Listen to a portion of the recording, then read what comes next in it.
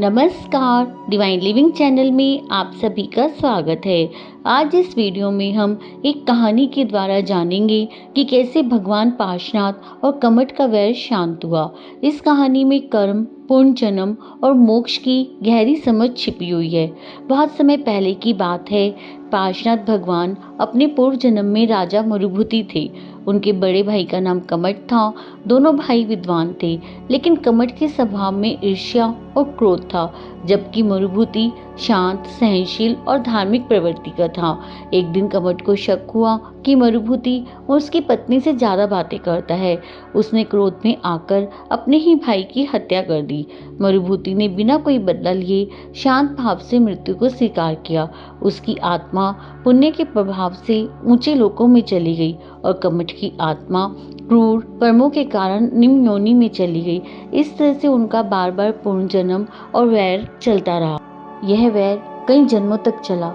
कमठ हर जन्म में पार्शनाथ के पास आता, नया रूप धारण करता, कभी ब्राह्मण, कभी राक्षस, कभी कोई विरोधी, और उन्हें कष्ट देने का प्रयास करता। लेकिन हर बार पार्शनाथ उसे क्षमा कर देते और आगे बढ़ जाते। पार्शनाथ एक जन्म में काशी के राजा अश्वसेन के पुत्र थे। उनका नाम था पार्श कुमार। वो स्वभाव से अत्यंत दयालु, शांत और धर्म प्रेमी थे। एक दिन वे अपने रथ पर बैठकर नगर में भ्रमण के लिए निकले। रास्ते में उन्होंने देखा कि एक ब्राह्मण यज्ञ की तैयारी कर रहा है, लकड़ियां जला रहा है और उसमें हवन करने वाला है। लकड़ियों में से एक करुण पुकार निकली।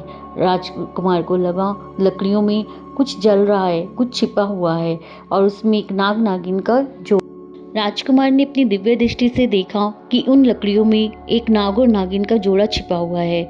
उन्होंने कमठ से कहा कि इन लकड़ियों को मत जलाओ, लेकिन कमठ ने उनकी एक भी बात नहीं मानी और बोला कि ये मेरा यज्ञ है, और उसमें अग्नि डाल दी। उस अग्नि से नाग और नागिन का जोड़ा तड़पने लगा। भगवान पार्शनाथ ने उनकी रक्षा करी और उनकी जान को बचाया। सब देखकर पार्श कुमार संकल्प लेते हैं कि अब से मैं किसी भी जीव को दुख नहीं पहुंचाऊंगा, चाहे वह कितना भी छोटा क्यों ना हो। सब में आत्मा है। अब इस जन्म में पार्शनाथ 23वें तीर्थंकर बन चुके हैं और कमठ मेघमाली राक्षस। एक समय भगवान पार्शनाथ तपस्या कर रहे थे, अपने ध्यान में लीन थे। कमठ वहां पर आता है। वो फौरन ही प्रभु को पहचान लेता है और उनसे बदला लेने की ठान लेता है। वो बहुत अधिक बारिश, पत्थर, ओले, तूफान सब बरसाता है, लेकिन पार्शनाथ भगवान अपनी जगह से नहीं हिलते। वो अपने ध्यान में लीन रहते हैं। तभी वहां पे दोनों नाग नागिन का जोड़ा आता है, जो कि पद्मावती धरनेन बन के पैदा हुए और भगवान की रक्षा करते हैं। पार्शनाथ को केवल ज्ञान हो जाता है।